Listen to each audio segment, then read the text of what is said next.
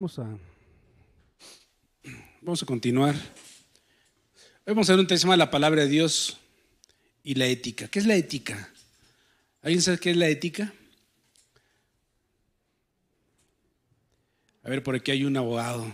¿Qué es la ética, abogado? Guiarse por principios. Perfecto. Muy bien. Frecuentemente nos vamos a encontrar en las iglesias evangélicas o iglesias cristianas que la Biblia no es considerada de manera contundente la palabra de Dios. Tú dirás, no, no es cierto, la Biblia es la palabra de Dios, sí, pero muchas veces la gente no vive conforme a lo que dice que cree. Te voy a leer 1 Timoteo 2, del verso 11 al verso 15.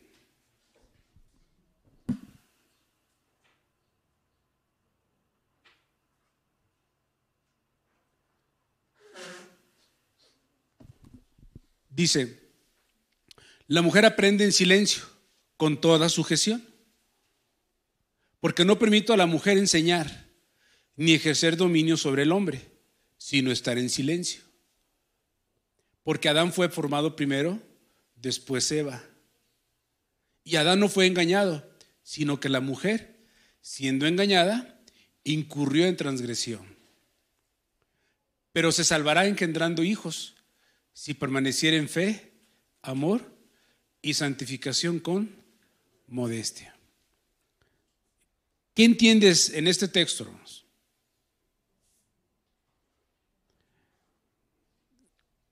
¿Qué es lo que entiendes? ¿Mande? Una instrucción, ok, pero ¿qué es lo que está diciendo el apóstol Pablo?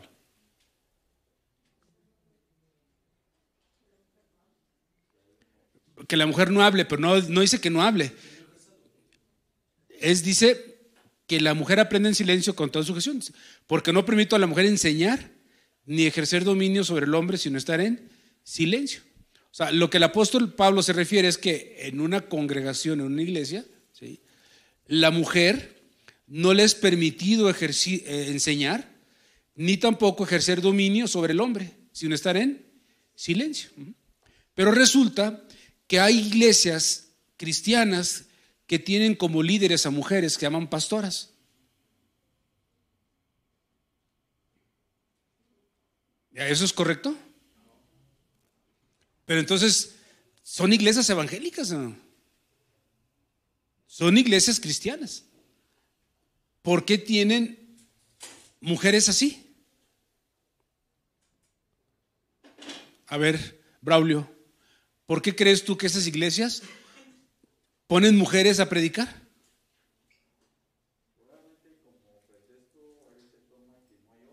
No hay hombres. Bueno, pero tú vas y hay hombres. O sea, no es cierto que no hay hombres, hay hombres. No quieren ejercer el liderazgo, ¿sí? Pero entonces, si Dios quisiera eso, Dios lo hubiera puesto, dice: porque no permito a la mujer enseñar ni ejercer dominio sobre el hombre, sino estar en silencio, a menos que en esa iglesia hubiera una bola de cobardes que no quieran ejercer el liderazgo. No dice eso, ¿verdad?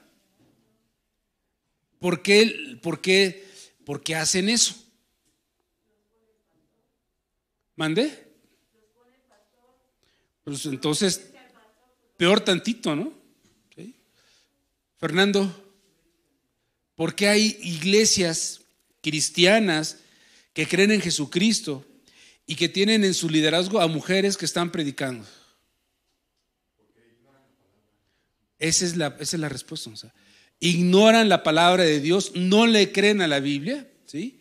Y entonces, como dijo Braulio, van a presentar un sinfín de argumentos o pretextos para justificar el hecho. Es que no hay hombres. Bueno, sí los hay, pero no quieren ejercer liderazgo. No, hermano, están en plena desobediencia de la palabra. O sea, no le creen a la palabra, hermanos. Esa es la realidad, no le creen. O sea, no creen lo que la Biblia dice. Y entonces, ¿qué hacen? Ellos interpretan la palabra.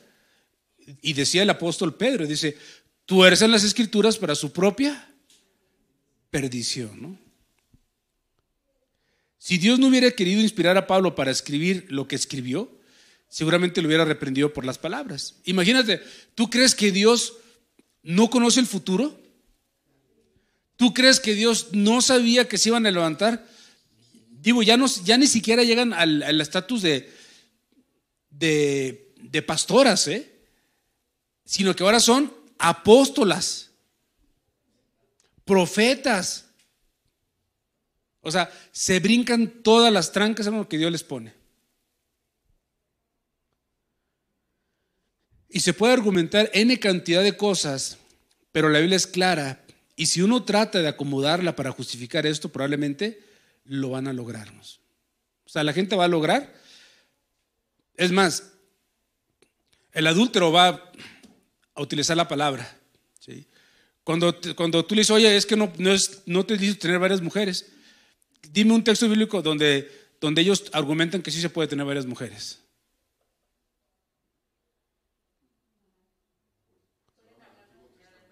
Pues sí, es que David tenía muchas mujeres, Salomón tenía 700 esposas y 300 concubinas, ¿sí? ¿Cuántas mujeres tuvo Jacob? Abraham. O sea, van a justificar de una u otra manera sus pecados. Aclaro, esto no es una guerra de hombres contra mujeres. O sea, los textos no se los quiero poner para decirles, no, aquí las mujeres deben estar calladas. No, o sea, no somos antifeminazis, ¿sí? O sea, yo hoy pensaba, o sea, ¿por qué las feminazis, las feministas, por qué no van a Afganistán a defender los derechos de aquellas mujeres? ¿Por qué? Pues ahí se las echan, ¿verdad? Sí. O sea, son muy bravas aquí, ¿sí? Pero no van allá donde realmente las mujeres sufren, ¿sí? Violación a sus derechos humanos, ¿no? Ok, entonces no es en contra de los derechos de la mujer. O sea, la Biblia es bien clara. Ponemos los textos otra vez, hermana. Sí. La mujer aprende en silencio con toda sujeción, porque no permite a la mujer ni enseñar ni ejercer dominio sobre el hombre, sino estar en silencio. Y luego te da el argumento. Adán fue primero que la mujer, y luego viene el argumento. Dice en el 14, dice, Adán no fue engañado, sino que la mujer, siendo engañada, incurrió en transgresión. ¿Por qué no? Porque la mujer es más factible de ser engañada, ¿sí?, por el diablo. Y luego dice del verso 15, pero se salvará engendrando hijos. Y eso, hermanos, te aseguro que a un montón les causa escozor.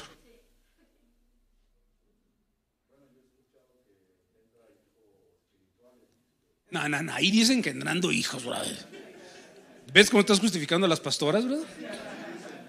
Eso dicen, pero de aquí dice engendrando hijos, ¿sí? O sea, teniendo hijos, hermano. Pues las que no tienen es porque no los tienen, ¿sí? Pero entonces permanezcan en fe, en amor y santificación, con modestia. ¿Sí? O sea, la mujer que puede tener hijos debe tener hijos. La mujer que no puede tener hijos por una u otra causa, pues aunque quiera, ¿sí? Pero entonces debe permanecer en fe, amor y santificación con modestia. ¿Sí? Pero hermanos, esto es contrario a lo que hoy el mundo nos enseña. ¿Sí? La quieres tener como escopeta cargada y atrás de la puerta, ¿sí? Y no quieres que salgan, o sea, están en contra.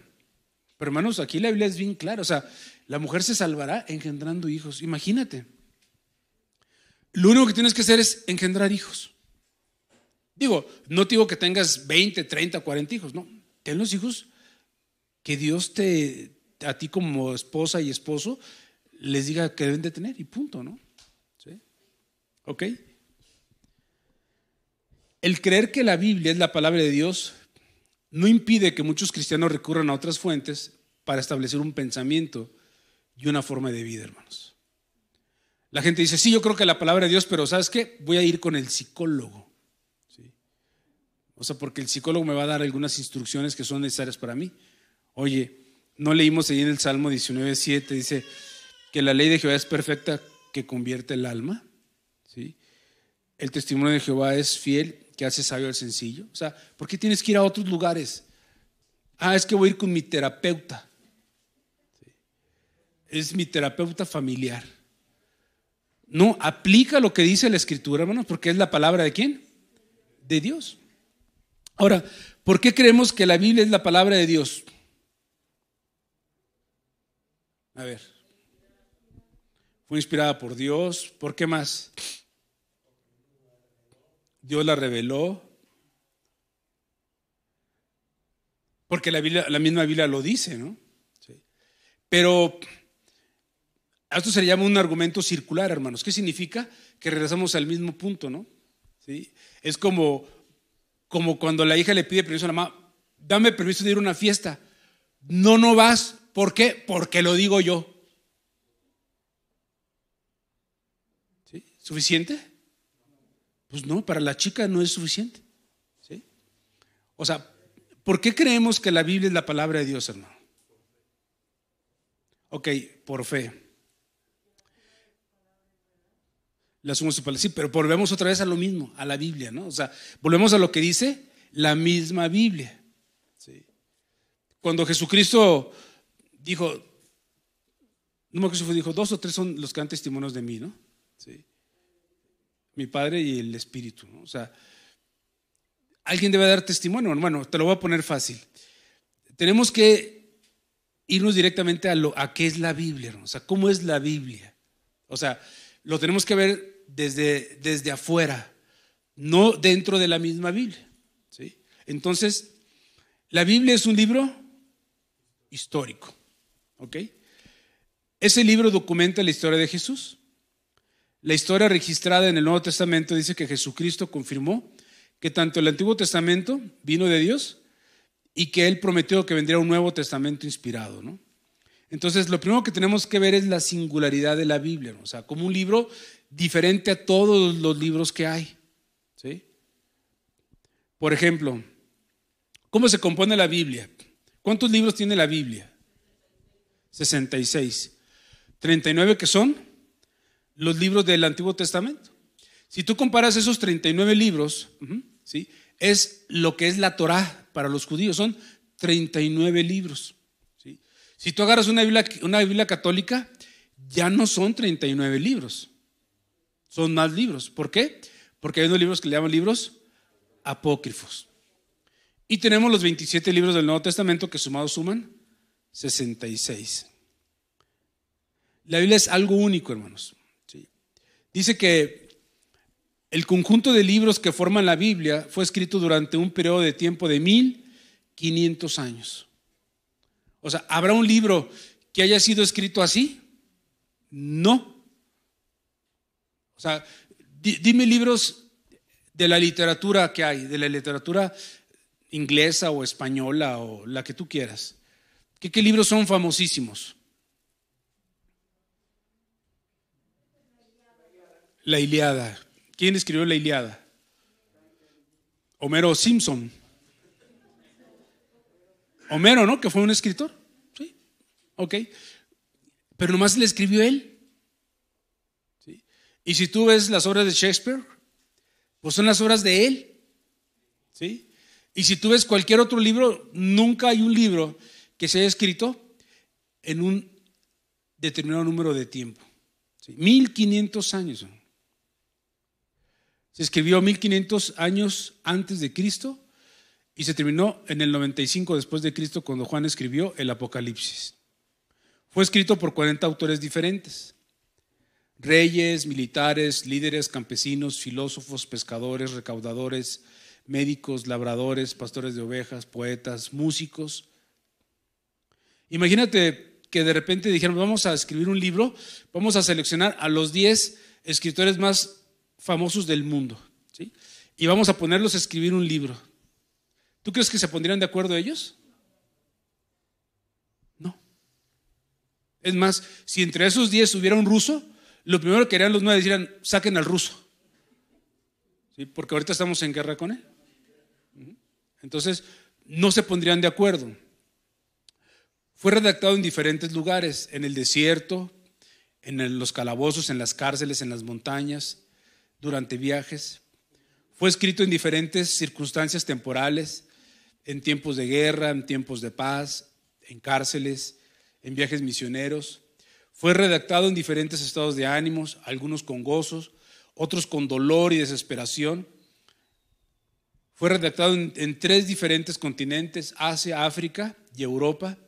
Escrito en 3 idiomas diferentes, hebreo, arameo y griego. Contiene una diversidad literaria, historia, derecho, biografías, poesía, drama, sátiras, canciones, refranes, así como cartas, amonestaciones y exhortaciones. Aborda temas controversiales: matrimonio, divorcio, segundo matrimonio, homosexualidad, adulterio, obediencia a las autoridades, la verdad, la mentira. Y todos esos temas los trata con el mismo criterio. Mantiene una unidad temática. A pesar de la distancia geográfica y de tiempo y de los diferentes hombres que lo escribieron, cada una de las partes encaja perfectamente con las demás. En el principio creó Dios los cielos y la tierra, Génesis. En Apocalipsis, vi un cielo nuevo y una tierra nueva, porque el primer cielo y la primera tierra pasaron. El tema principal de toda la Biblia es Jesucristo. Tiene una singularidad en su circulación. Es el libro más distribuido. En muchos hogares, por lo menos, hay una Biblia. ¿Sí? En los hoteles hay un ejemplar del Nuevo Testamento. Esto es más que cualquier otro libro. Se han vendido miles de millones de Biblias. Los bestsellers, ¿cuántos libros crees tú que se requieren vender para que sea un bestseller? Creo que 10,000, ¿no? 10,000 libros. O sea, ¿cuál crees tú que sea el libro más vendido después de la Biblia? ¿Mande? El Proceso del Peregrino es uno de los más, ok. Fue el primer libro impreso, hermano, en la ciudad de Ment, en Alemania, en 1450 por Gutenberg, inventor de la imprenta. Es el libro publicado en más idiomas, más de 2,200 idiomas y dialectos, según las Sociedades Bíblicas Unidas, y se sigue traduciendo a otros dialectos. Esas más de 2,000 traducciones constituyen tan solo 1/3 de los 6,500 idiomas que hay en el mundo. Pero estos 2,200 representan más o menos el 90% de la población mundial. ¿Ok? Ha sobrevivido, hermanos, a través del tiempo.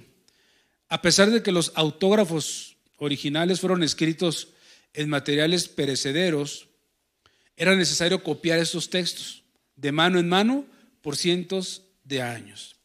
Ha sobrevivido a las persecuciones. Ha sido el libro más atacado de la historia. Todos sus perseguidores han muerto y la Biblia sigue diseminándose y predicándose cada vez más. Supervivencia a través de la crítica.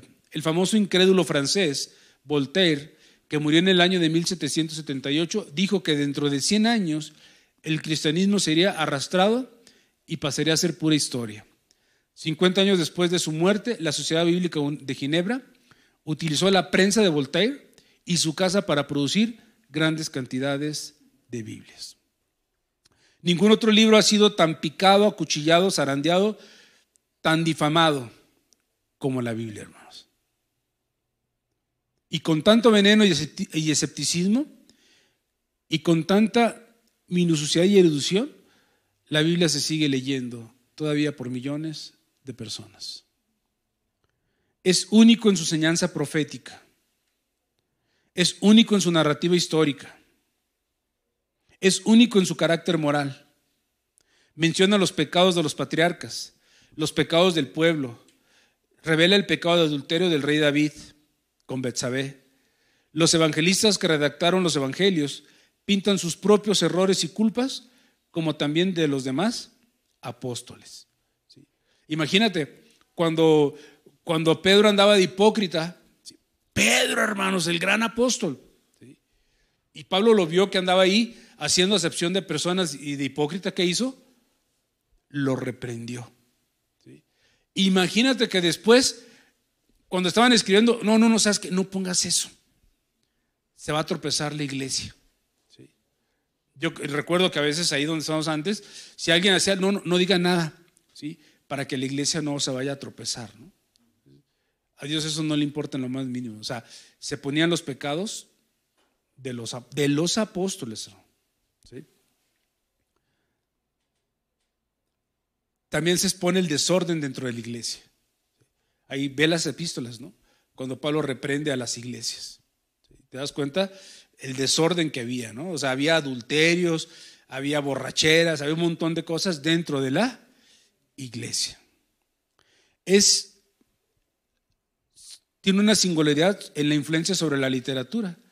O sea, la cantidad de citas de la Biblia que se han escrito en todo el mundo, dicen que es tan grande que si todas las Biblias fueran destruidas, se podría reconstruir en todas sus partes esenciales usando las citas que están en los anaqueles de la biblioteca pública de la ciudad. La Biblia ha causado una gran influencia en la literatura universal. No hay otro documento que el hombre posee que ofrece tanto al lector: instrucción ética y religiosa, poesía espléndida, un programa social, un código legal, una interpretación de la historia, juntamente con todos los gozos, dolores y esperanzas que fluyen en la vida humana y que los profetas y los líderes de Israel expresaron con fuerza y pasión. Tiene una singularidad en su influencia sobre la civilización. O sea, esos pueblos europeos que eran de salvajes, ¿cómo crees tú que llegaron a ser los pueblos que llegaron a ser? Por la escritura, por la inspiración. Estados Unidos se formó, hermanos, de gente que venía de Europa y que tenían un gran principio en la escritura. Tan es así que en su moneda tienen ahí una frase que dice: en Dios creemos. ¿Ok? Entonces, con todo eso, con toda esta singularidad, es como para decir, ups, o sea, la Biblia realmente tiene algo, ¿sí?, que lo hace diferente a todos los demás libros. Por eso debemos de confiar, ¿sí?, en la palabra de Dios. La Biblia ha soportado la prueba historiográfica, es considerado el libro histórico más antiguo. La arqueología confirma el testimonio histórico de la Biblia. Lugares, hermanos, todo lo que la Biblia menciona, ahí se ha encontrado, ¿sí? Descubrimientos científicos. Cuando la gente, encontré este dato bien interesante, dice que Dios mandó a Abraham a circuncidar a los varones recién nacidos en el 8º día. ¿Sí? ¿Por qué en el 8º día? ¿Por qué no un día antes o 2 días después? A ver, échense esa. No se la sabían, ¿verdad? En los seres humanos, la coagulación de la sangre depende de 3 factores: las plaquetas, la vitamina K y la protrombina. Los científicos ahora se dan cuenta que la vitamina K es responsable de la producción a través del hígado de protrombina. Si la vitamina K es deficiente, los niveles de protrombina serán bajos y puede ocurrir una hemorragia. En el 8º día, la cantidad de protrombina presente es realmente elevada a más del 100% de lo normal. De hecho, el 8º día es el único día en la vida del varón en el cual este sería el caso bajo condiciones normales. Si la cirugía es llevada a cabo el día 8º, es el día perfecto para hacerlo. O sea, ¿qué quiere decir? Ese día hacían la circuncisión y ese mismo día se cerraba. ¿Así? ¿Sí? Si lo hacían antes o después, iba a haber hemorragias. ¿Sí? Si alguna persona de ustedes ya grande le hizo la circuncisión, se van a dar cuenta de lo que significaba, ¿no? ¿Sí? Por eso Dios les da ese dato, ¿sí? La redondez de la tierra fue una teoría propuesta por Galileo y Copérnico, pero la Biblia hace alusión a ello 750 años antes de Cristo, cuando la gente pensaba que la tierra era plana. Recientemente se descubrió que las estrellas emiten sonido. Cuando las ondas de éter vibran rápidamente, constituyen la luz, y estas vibraciones crean a la vez un sonido musical. La Biblia ya mencionaba que las estrellas cantan o alaban a Dios, Job y en los Salmos. Hermanos, ¿quieres más? ¿Sí? O sea, hay una infinidad de datos históricos y científicos, profecías, o sea, ¿cuántas profecías crees tú que se cumplieron? Solamente el día en que crucificaron a Cristo, que hacen referencia a Él. Hay más de 300 profecías que hacen referencia a Cristo. Bueno, ¿cuántas profecías crees tú que se cumplieron el día que crucificaron a Cristo? 29. Nacido de una virgen, nacido en Belén, descendiente de la tribu de Judá, de la casa de David, seré llamado Emmanuel, su muerte en la cruz, crucificado entre ladrones, sepultado en la tumba, su resurrección. ¿Sí? Dice que solamente en el día de su muerte se cumplieron 29, traicionado por un amigo, vendido por 30 piezas de plata, abandonado por sus discípulos, acusado por testigos falsos. ¿Ok? Entonces, creo que con esto, hermanos, es suficiente como para pensar que la Biblia, ¿sí?, es un libro muy especial. El problema, hermanos, es que demasiados cristianos profesantes viven sus vidas día tras día sobre la base de algo más que la Biblia. Es más, como resultado, las prioridades reflejan las prioridades del mundo, no las de Dios. O sea, la mayor parte de los cristianos vivimos, hermano, bajo los estándares que el mundo nos marca. O sea, ¿qué te dice Dios? ¿Qué te dice? Dice, hacer tesoros en los cielos. ¿Sí? ¿Y qué hacemos nosotros? Tesoros en la tierra. Así de sencillo. O sea, ¿por qué lo hacemos?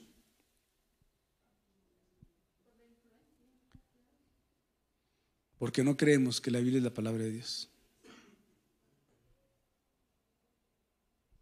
Por eso debemos considerar verdaderamente, o sea, si ya nacimos de nuevo y si hemos sido transformados por el Espíritu Santo, o sea, realmente la Biblia debería ser la palabra de Dios aplicada en nuestras vidas todos los días. Tito 3, verso 8.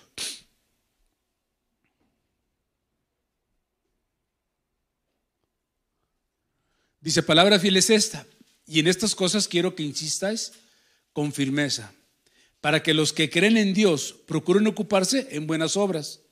Estas cosas son buenas y útiles a los hombres. Para los que creen en Dios procuren ocuparse en buenas obras.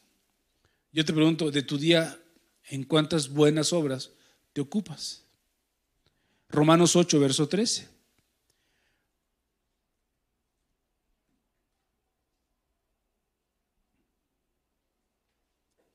Porque si vivís conforme a la carne, moriréis.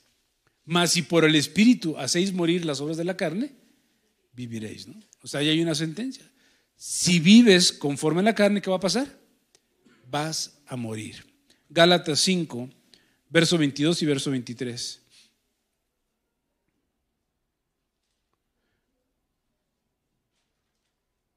Mas el fruto del Espíritu es amor, gozo, paz, paciencia, benignidad, bondad, fe, mansedumbre, templanza. Contra tales cosas no hay ley. O sea, eso es lo que debería de habernos. Debemos ser verdaderos cristianos, no solamente externamente, sino más bien internamente. Allí donde Dios descubre lo más íntimo en nuestros pensamientos, en nuestras intenciones. Definitivamente la ética cristiana o los principios está totalmente establecida en cualquier pecador que ha sido atraído por Dios a Jesús mediante la obra del Espíritu Santo. Desde la convicción, el arrepentimiento, la fe y la gracia que viene a la vida de cualquier cristiano. Si los cristianos somos los hijos de Dios, debemos de vivir de acuerdo con la palabra de Dios a través del poder del Espíritu Santo. Por lo tanto, un cristiano va a dar testimonio en su vida y la fuente de su sabiduría es la palabra de Dios, aun cuando el mundo opine lo contrario. Entonces vamos a ver otra vez el Salmo 19 y vamos a ver del verso 7 al verso 9.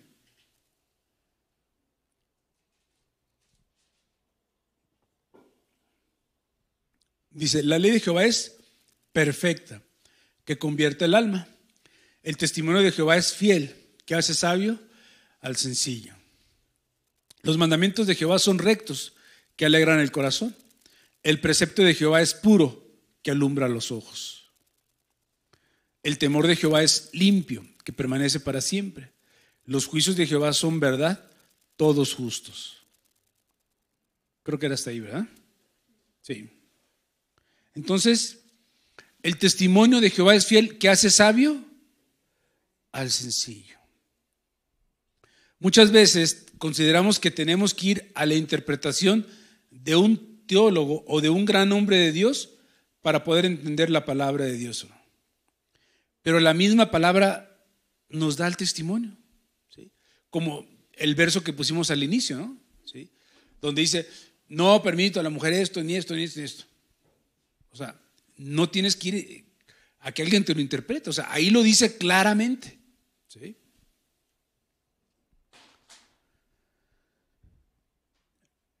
O algún intermediario, ¿no?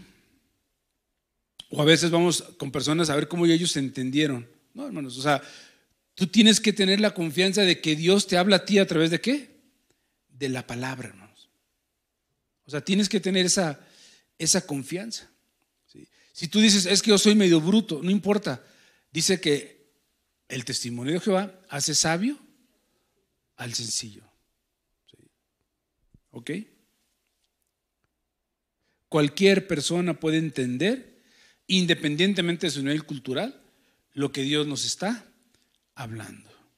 Porque si no, imagínate, o sea, imagínate que Dios hubiese escrito la Biblia solamente para personas con cierto IQ, o sea, con cierto coeficiente intelectual. ¿Qué pensarías de un Dios que hace eso? Que hace acepción de personas, ¿sí? Y no, o sea, Dios consideró todos los IQ, ¿sí? De la gente que Él creó, ¿para qué? Para hacer la palabra de tal manera que lo pudieran entender tanto los sabios como los sencillos, como los indoctos. ¿Ok? El salmista continúa en el verso 8, dice, los mandamientos de Jehová son rectos, que alegran el corazón. Este mundo ha sido diseñado para hacer creerle a las personas que vivir bajo los principios bíblicos es vivir una permanente frustración, como que son infelices, como que son fracasados. O sea, este mundo le hace creer a las personas que si tú vives conforme lo que la Biblia dice, vas a ser una persona sin metas y sin objetivos, que no te vas a sentir una persona realizada. Pero el Salmo lo dice, hermano, dice, los mandamientos de Jehová son rectos. ¿Qué dice más? Que alegran el corazón. O sea, la persona que pone por obra los mandamientos va a ser una persona que va a ser feliz. Pero ¿cuál es el concepto que tenemos? Amargados, frustrados, sin metas, sin propósitos, ¿cómo le llaman a aquellos que se conforman? Conformistas, ajá, ¿sí? Porque eso es lo que el mundo te hace creer. O sea, ese es el espíritu del diablo que hace que las personas crean eso. El problema es que también los cristianos no, lo creen, ¿sí?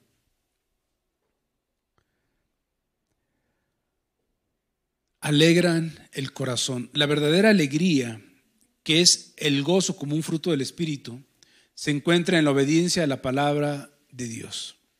Imagínate vivir con una mente despejada de toda culpa, hermanos, en donde nuestra conciencia no nos esté reprendiendo constantemente por hacer las cosas mal.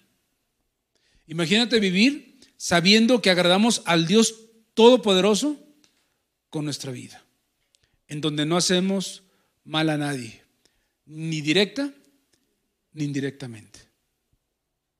Imagínate, o sea, que tú vivas con esa paz en tu mente.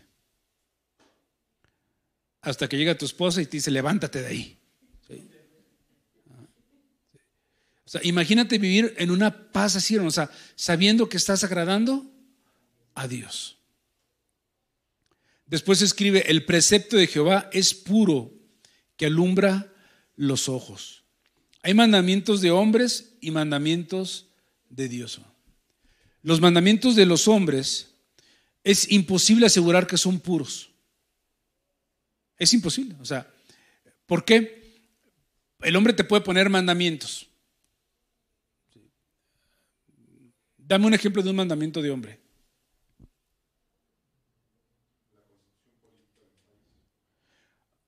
Ok, pero vamos a ponerlo, aterrizarlo aquí en la iglesia. Al cubrebocas. Sí. Ándale, mujeres no traigan pantalón.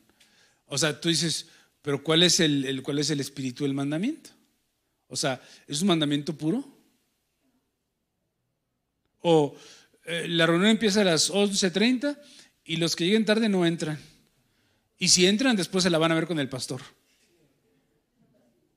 Aparentemente el mandamiento puede ser bueno, ¿no? O sea, puede decir, oye, es que estamos poniendo orden y disciplina, ¿no? ¿Sí? Son reglas, ¿sí?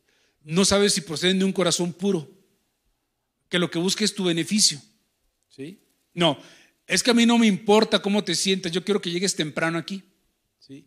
No me importa si es incómoda la falda o el velo, pero yo quiero ver todo parejito, ¿sí? O sea, porque eso es lo que yo quiero.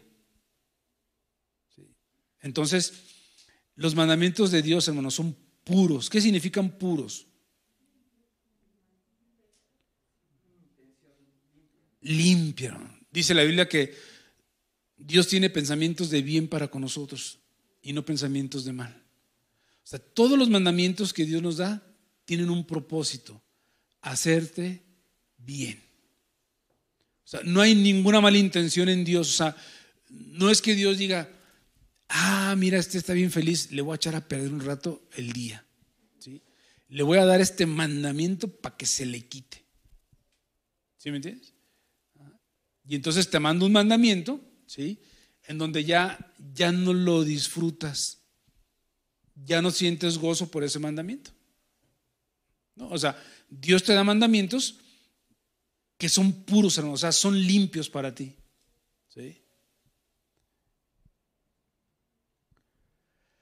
Entonces, la religión misma, con sus dogmas y mandamientos de hombre, no tienen como principal objetivo buscar la gloria de Dios, sino más bien buscan su propia gloria como organización, condicionando a los hombres a obedecerlos a ellos, y muchas veces desobedeciendo a Dios.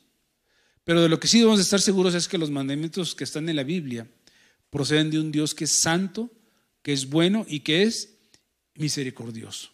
Amén. Y que tiene como objetivo evitar que tú caigas, hermanos, con esos obstáculos. El Salmo 19 continúa, dice: el temor de Jehová es limpio, que permanece para siempre.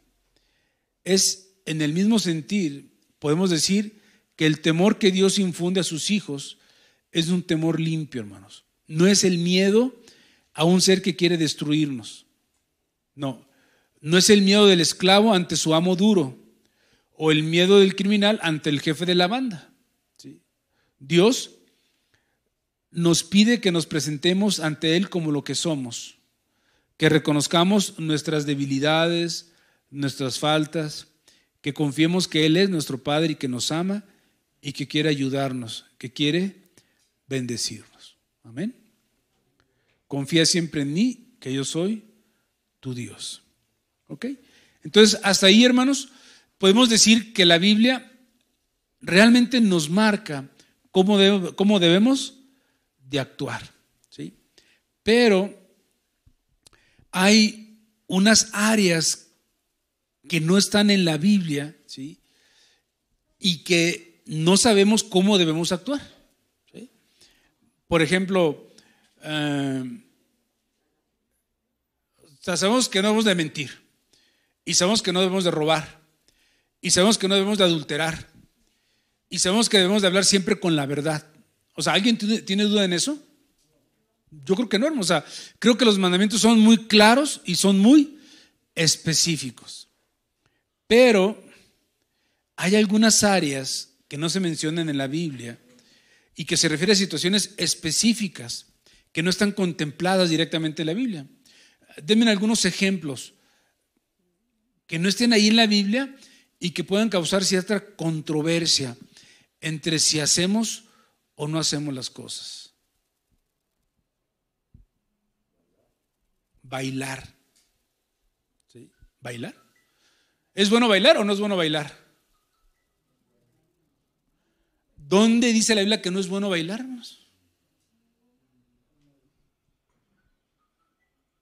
Pues, si vas ahí a la religión, te van a decir que no, que es pecado.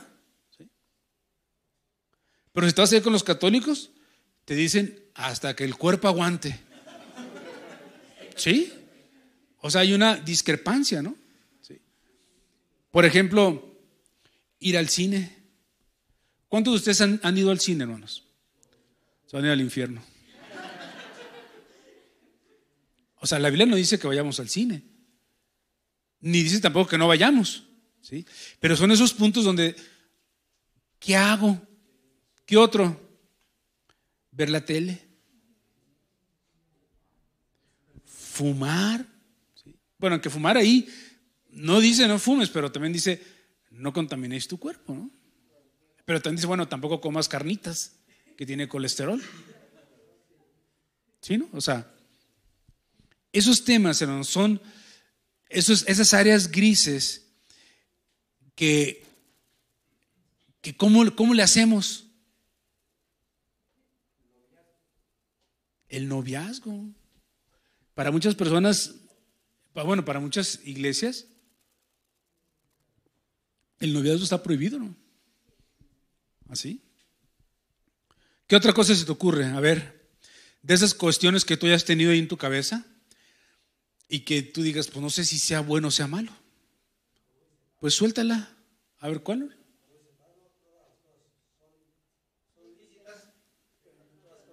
Ok. Vamos a guiarnos por principios, ¿no? O sea, ¿cómo saber qué cosas sí hacemos y qué cosas no hacemos, ¿no? ¿Sobre qué principios? Oh, los aretes, ¿no? Los tatuajes. Bueno, eso sí es pecado. Eso sí es pecado, ¿eh? Porque dice que no os embriaguéis con vino. Pero sí, el tomarte una cerveza, un tequila, el tomarte una copa. ¿Sí me entiendes? Si el borracharse sí, ¿eh? Ahí sí no hay vuelta de hoja.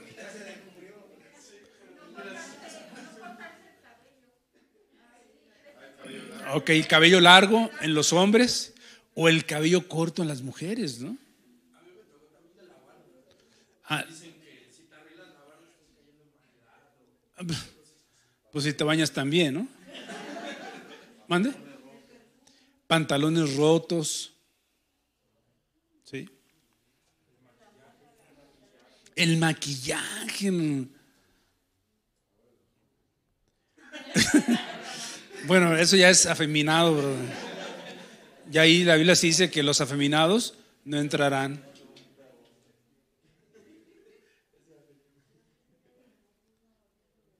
Ok, entonces vamos a ver algunos principios, hermano. El principio de edificación, 1 Corintios 10, verso 23. Dice, todo me es lícito, hermano, todo, pero no todo conviene. Todo me es lícito, pero no todo edifica. Entonces, el principio de edificación, esta actividad producirá un beneficio espiritual. Como cristianos podemos ejercer la libertad que Jesús nos dio por medio de la verdad, ¿sí? Él nos hizo libre, hermanos. O sea, cuando decimos que eres libre, ¿qué significa? Que no tienes ningún tipo de atadura. Pero es muy importante que consideremos de esas cosas que son lícitas, pero que en un momento no nos ayuden en algo, o en el peor de los casos puede resultar contraproducente para nosotros u otras personas. Si realmente no vamos a obtener alguna cosa útil de eso, ¿qué vamos a hacer? lo más conveniente es no hacerlo. Y aclaro que esto no tiene un carácter moral, hermanos. Y por otro lado tenemos la segunda parte de este versículo que dice, no todo edifica.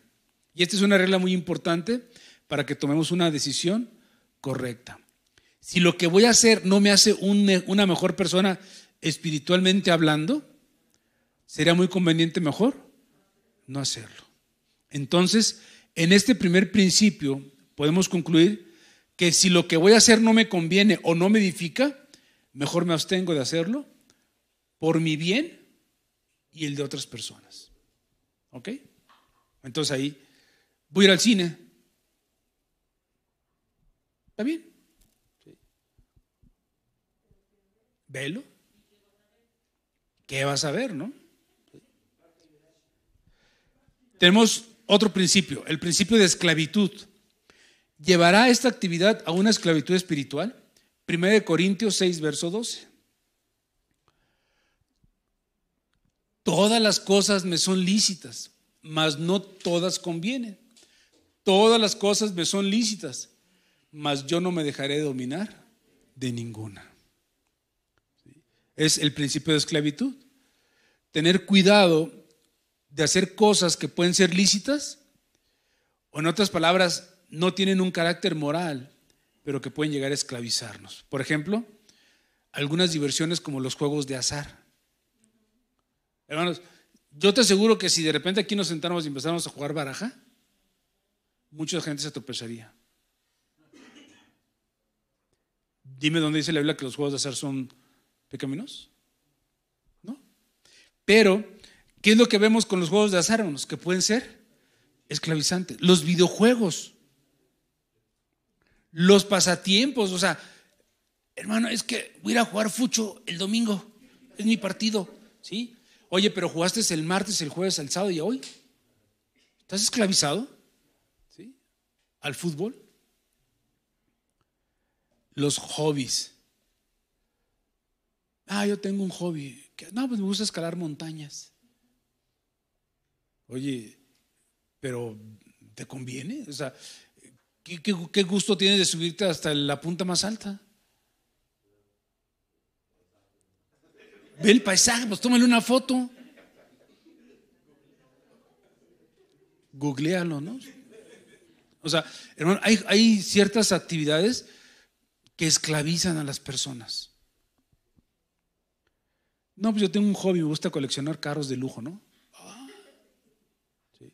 Haz tesoros en los cielos, no en la tierra. Y ahora con los teléfonos inteligentes podemos esclavizarnos, hermanos, al YouTube, al Facebook, a las redes sociales, a todo. Todo es adictivo. ¿Qué juegas? Candy Crush.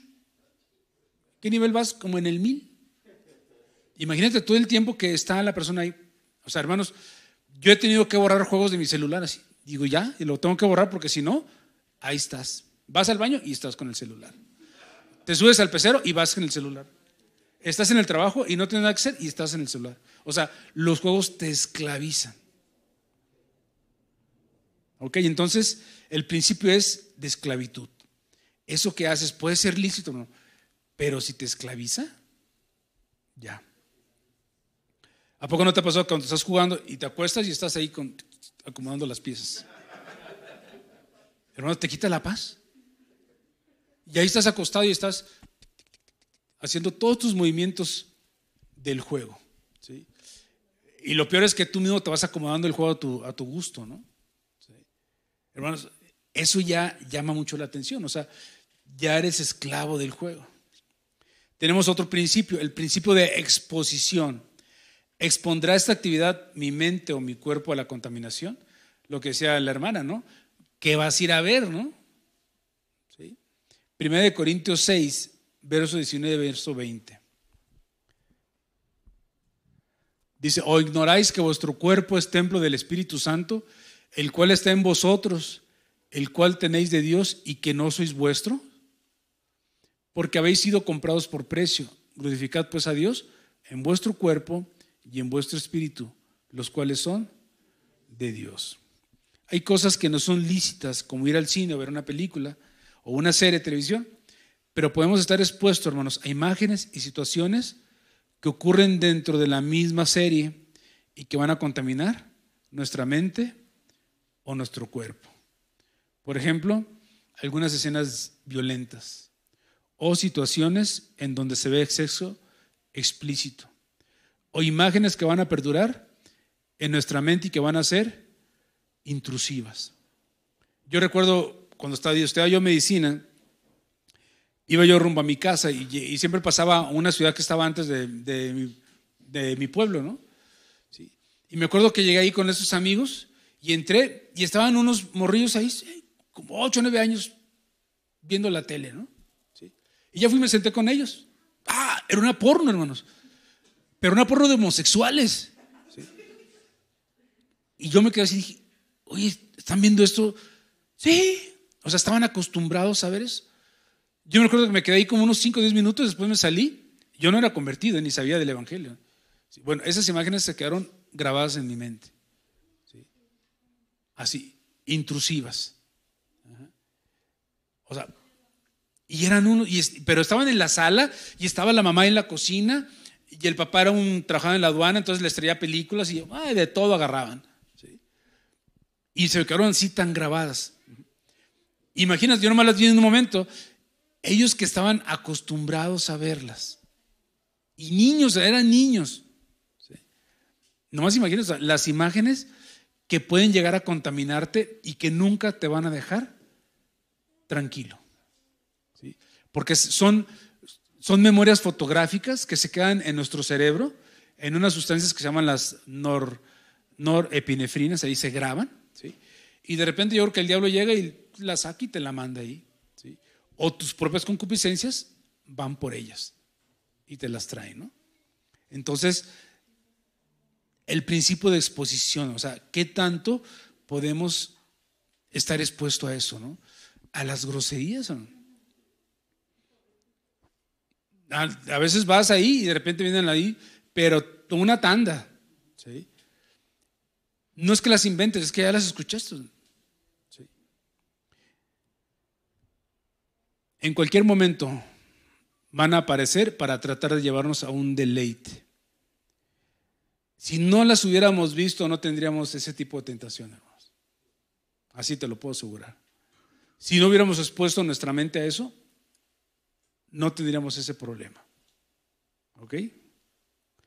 El principio de la estima beneficiará esta actividad a otros o los hará tropezar. 1 Corintios 8, verso 9. Pero mirad que esta libertad vuestra no venga a ser tropezadero para los débiles. Debemos pensar no solo en nosotros mismos al realizar alguna actividad, sino en nuestros semejantes, que puede ser un familiar, puede ser un hermano, puede ser un conocido, un vecino, u otra persona que pueda verse afectada por nuestra decisión, ¿no? Sí. O sea, consideremos siempre al débil en la fe o al hermano recién nacido. El apóstol Pablo menciona que nuestras cartas sois vosotros, es decir, cada uno de nosotros somos cartas vivientes de que Cristo ha hecho un milagro en nuestras vidas, ¿no?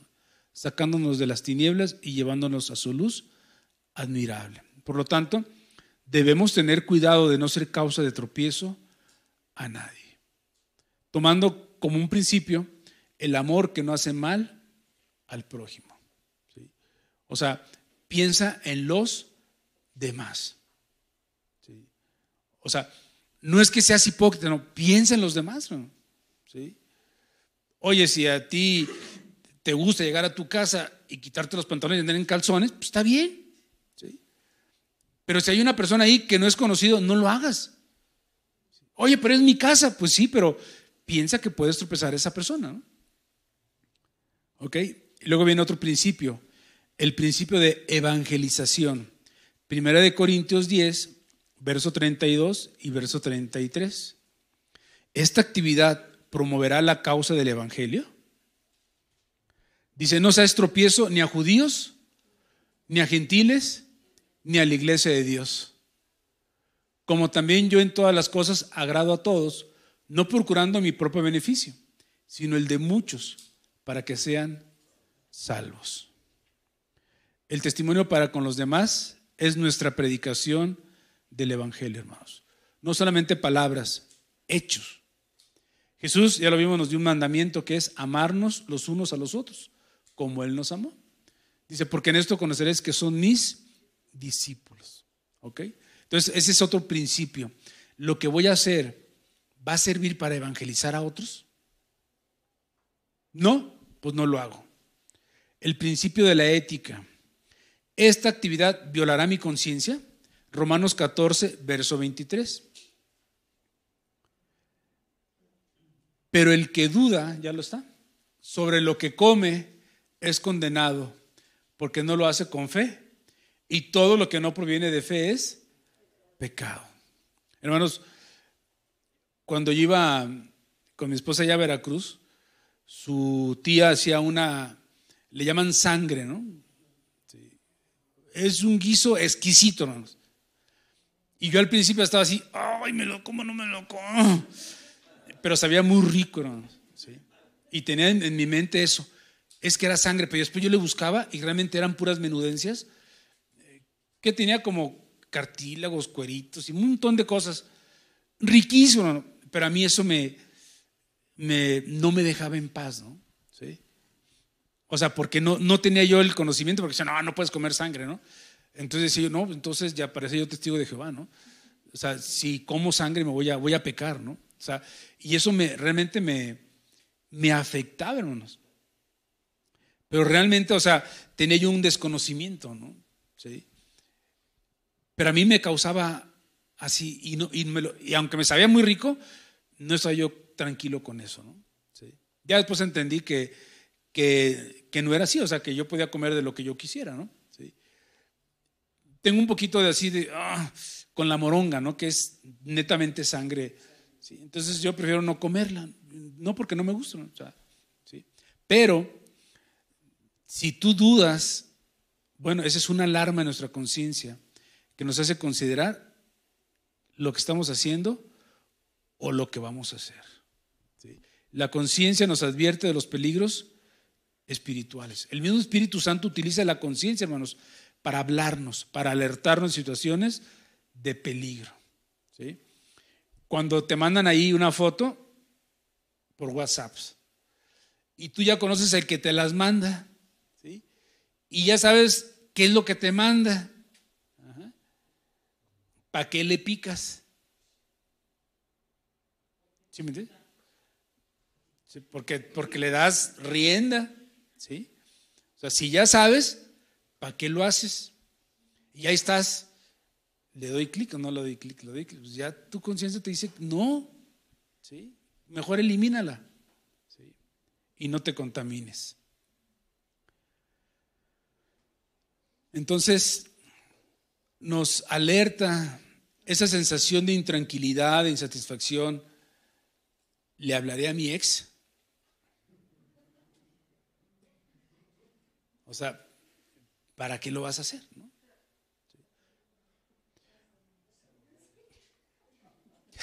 Saludarla.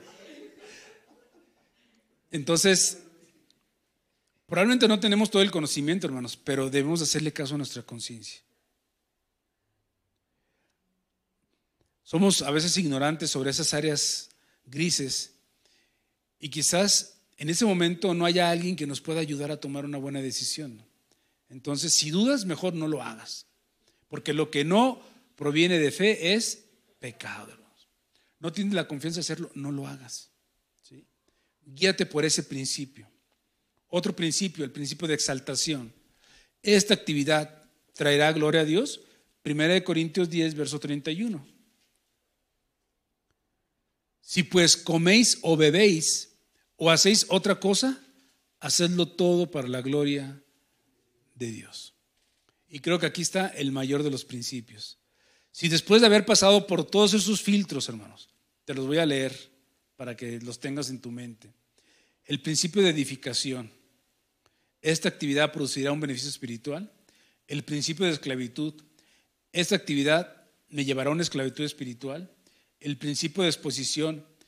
¿Expondrá esta actividad a mi mente o a mi cuerpo a la contaminación? El principio de estima, ¿beneficiará a otros esta actividad o los va a hacer tropezar?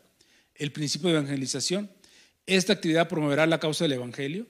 El principio de ética, ¿esta actividad violará mi conciencia? ¿Sí? Después de haber pasado esto, tenemos el principio de exaltación. ¿Esto le va a traer gloria a Dios? ¿Lo que voy a hacer le traerá gloria a Dios? Si no es así, mejor no lo hagas. Recordemos que darle la gloria a Dios es hacer que otras personas se sientan atraídas hacia Dios por lo que nosotros logramos inspirar en ellos. ¿Sí? Este capítulo, hermano, o sea, todo esto, viéndolo así de esta manera, nos da esa claridad. La Biblia es muy clara, o sea, tenemos mandamientos específicos, pero hay áreas, ¿sí?, en donde no sabemos cómo actuar. Entonces, ¿qué hacemos? Tomamos los principios. ¿Ok? Y entonces, yo no te voy a decir si bailar es bueno o es malo. Tu conciencia y lo que tú hagas. ¿Sí? ¿Ok? Y si eso pudiese tropezar a otros, pues mejor no lo hagas. ¿Ok? ¿Mande? O te tropiezas bailando. Ese sería el colmo, hermano, hacer algo y no hacerlo bien. ¿Ok? Y entonces, con todo esto debemos de considerar otros puntos. Por ejemplo, la mayordomía, o sea, ser mayordomos. ¿Qué significa? Que el señorío de Cristo exige una buena mayordomía. Dios nos ha dado una cantidad limitada de recursos. Por ejemplo, tenemos un recurso que se llama tiempo. ¿Cuánto tiempo tienes? Pues Dios me marcó un final. O sea, yo sé que un día me voy a morir. En ese día se acabó mi tiempo. Ahora, si tú dices, bueno, yo no sé cuándo me voy a morir, pero sé que me voy a morir. Y sé que Dios me ha dado un recurso que se llama el tiempo. ¿Cómo lo voy a aprovechar? ¿Sí me entiendes? Más o menos se calcula que una persona normal en Estados Unidos pasa aproximadamente 8 horas dedicado al entretenimiento, entre lo que es la televisión, los videojuegos. O sea, una tercera parte de la vida distraído. Imagínate a esa persona cuando llegue al cielo y yo le diga, ¿qué hiciste por mi hijo? Pues Señor, hice varios niveles. Si no, pero del reino, no tuve tiempo. Es que tenía yo que trabajar y después tenía yo que dormir. ¿Se imaginas? O sea, ¿eres un buen mayordomo del dinero, de los talentos, de la fuerza, hermanos? Hay gente que no tiene fuerzas y hay gente que tiene muchas fuerzas, ¿sí?, que está activo siempre. Debemos de administrar de manera adecuada nuestros recursos, considerando las palabras de Jesús cuando dijo, donde esté tu tesoro, allí también estará tu corazón. Entonces, tenemos que ser buenos administradores, hermano, de lo que Dios nos da. ¿Ok? El señorío de Cristo también demanda pureza. O en otras palabras, denuncia la impureza y la mundanalidad. Como cristianos no debemos exponernos a situaciones que son pecaminosas, como la pornografía, la bestialidad, la sodomía. Nuestra mente nos reprende cuando vemos estas escenas en ciertas películas y es ahí donde debemos de tomar decisiones, hermanos, para continuar o ponerle un alto. ¿Sí? O sea, Dios nos va a reprender cuando estamos haciendo cosas incorrectas. ¿Sí? Y se los digo porque yo sé que la mayoría vemos televisión, ¿sí?, y que somos expuestos a situaciones a las cuales no deberíamos de estar expuestos. ¿Ok? También demanda las prioridades correctas. Nuestras prioridades deben de estar muy bien definidas por nuestro compromiso de extender el reino de los cielos, el hacernos tesoros en los cielos y no en la tierra. Tenemos que tener puestos los ojos en Jesús, en el cielo y no en esta tierra. Considerar para quién trabajamos, si para conseguir nuestros propios sueños o para el propósito por el cual Dios nos salvó. ¿Sí? O sea, todas esas áreas grises que no sabes cómo hacer y que pones tus principios, y después de eso tienes que ver si eso es una prioridad en tu vida. ¿Ok? Y también el señorío de Cristo define una perspectiva adecuada. Hermanos, Dios es real. Su palabra es real. El cielo y el infierno son reales. El evangelio es real. Jesús es real. Su muerte, su resurrección y su ascensión son reales. Él va a regresar, hermanos.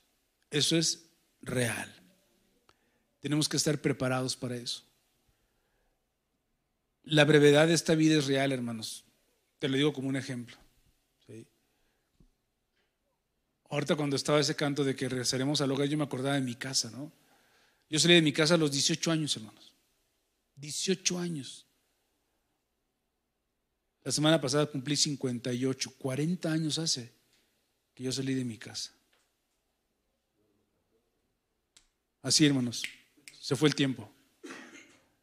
Ves atrás, tú dices, ¿cómo se fue tan rápido? La bronca no es lo que se fue, sino lo que te queda, ¿no? Ya te queda bien poco tiempo, ¿no? Sí. O sea, la brevedad de la vida es real, hermanos. Digo, Johnny ahorita está chavito, ¿no?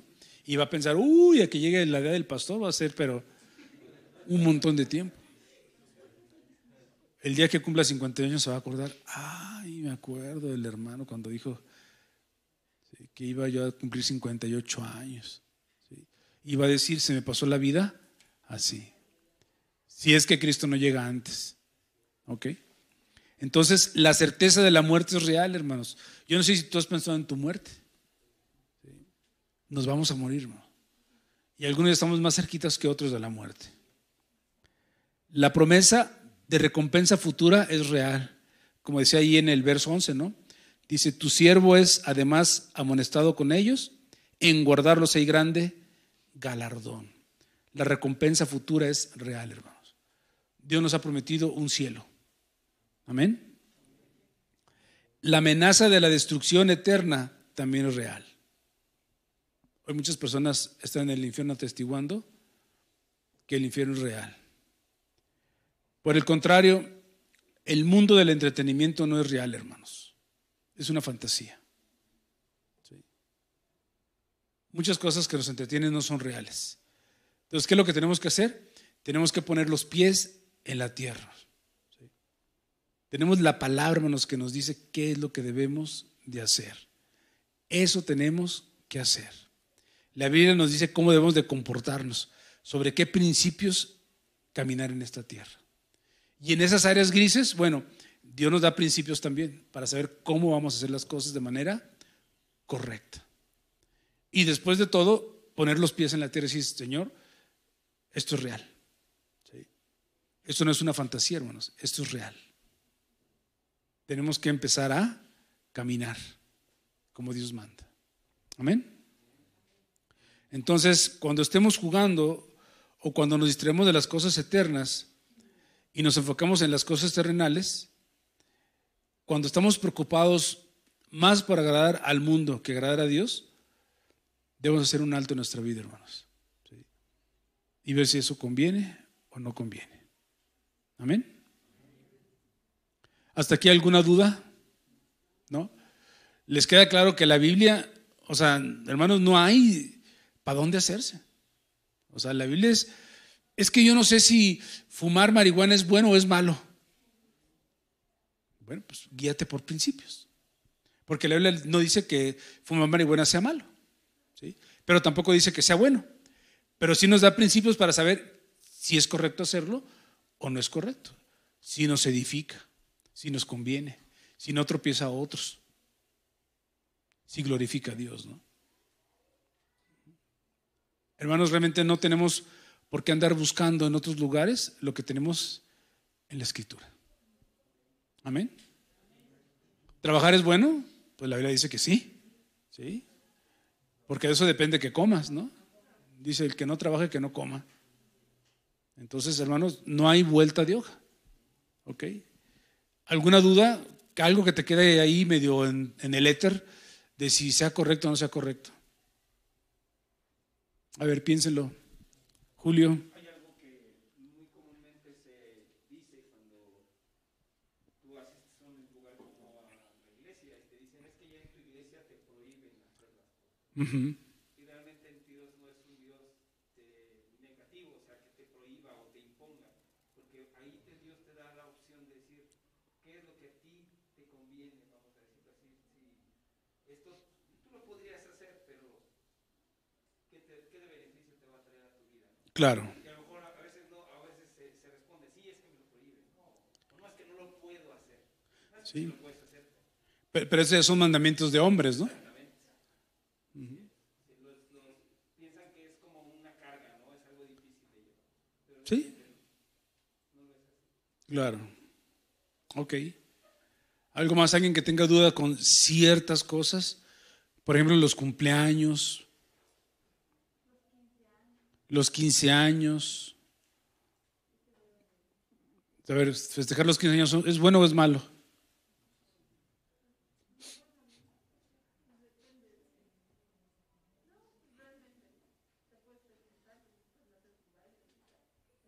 Pues sí, pero ¿será bueno o será malo?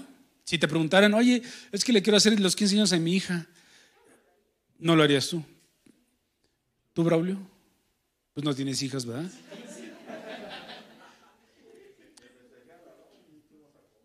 Pero los 15 años, es con un cumpleaños, ¿no? Pero tú, Fernando. Mira, yo tengo una hija y sí hubo una celebración de 15 años. No hubo vals, no hubo música, pero mis hijos cantaron unos cantos cristianos, obviamente. Invitamos a muchos hermanos, familiares, porque al final de cuentas, pues tienes abuelos, tienes a lo mejor Claro. alguna gente que te estima, pero no hubo así como que baile ni nada de eso. O sea, simplemente fue una fiesta grande. En lugar de la casa, pues fue un espacio más amplio para recibir a algunos invitados, hermanos. Estuvimos departiendo ahí un momento. Yo tuve la oportunidad de compartir algo con la gente, Uh-huh. con la familia, y fue todo. Ok.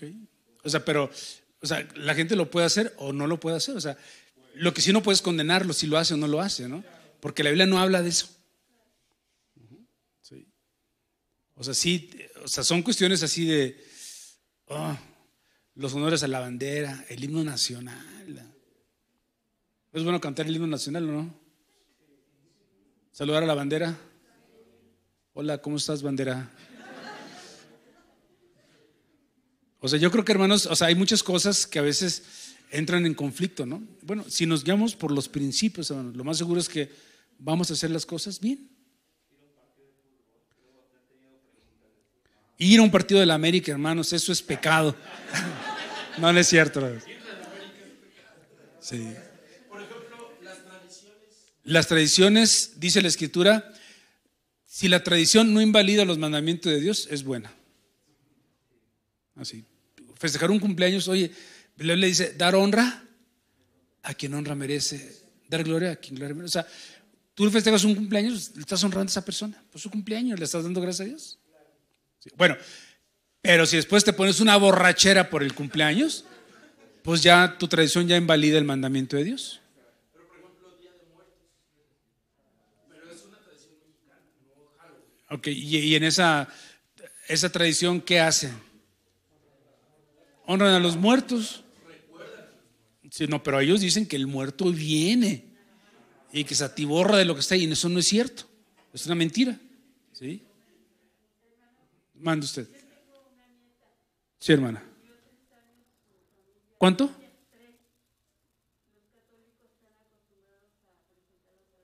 Uh-huh.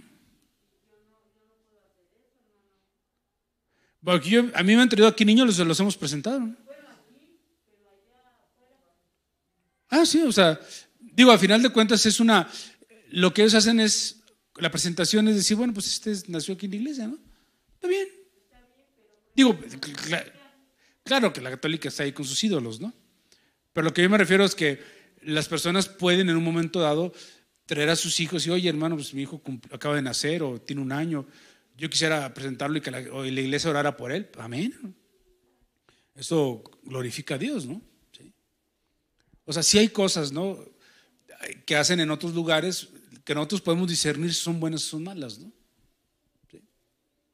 Pero no podemos decir, no, eso es malo, porque la Biblia no habla acerca de eso. Sí, no. Ay, sí, Virgencita de Guadalupe, aquí te traigo a mi chamaco. ¿Sí? Haz con él lo que quieras, ¿no? Ajá.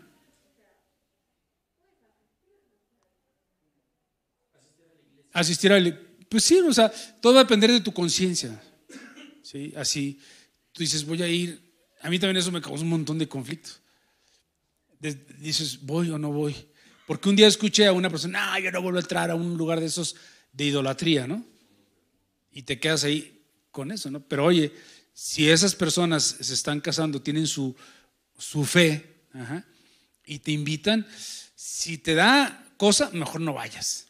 Hazle como los mexicanos, solamente a la fiesta. ¿Sí? Así. Si te condicionan, pues tú decides si vas o no vas. O sea, pero lo que no proviene de fe es pecado. O sea, si tienes inquietudes, mejor no vayas. Evítate eso, ¿no? ¿Sí? Y si vas, nadie te puede condenar. O sea, ¿te acuerdas de Naamán el sirio? Cuando le dijo al profeta, Señor, o sea, yo quisiera, o sea, no quisiera yo ofender a Dios, pero cuando entremos al templo con mi amo y me tenga yo que inclinar, ¿sí? ¿Qué le dijo el profeta? Está bien. ¿Sí? O sea, porque él sabía dónde tenía ya su corazón, ¿no? ¿Ok? ¿Algo más? Pues se dan cuenta que hay un montón de cosas. Sí, Ignacia.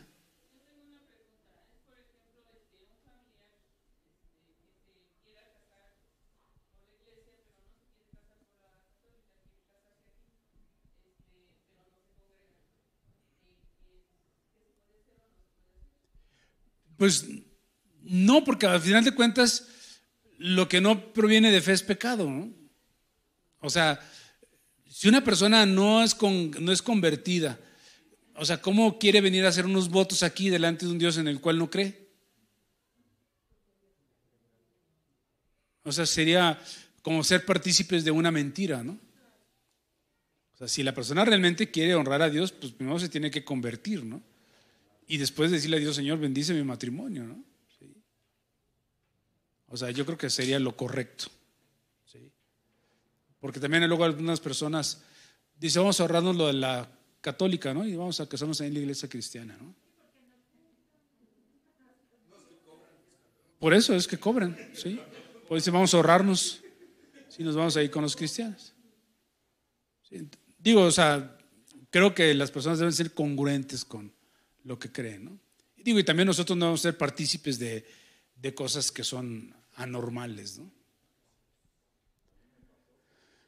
¿Te casaste en la católica?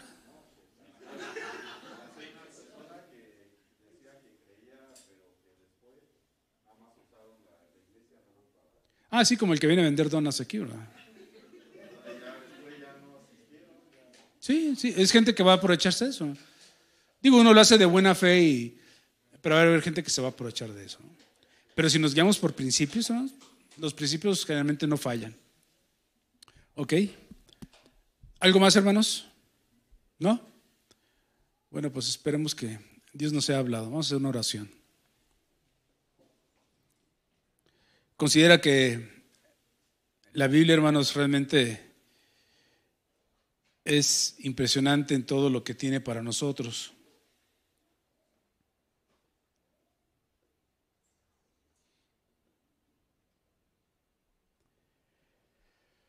Padre, te damos gracias, Señor, porque nos has dejado tu palabra, que es lámpara a nuestros pies, Señor.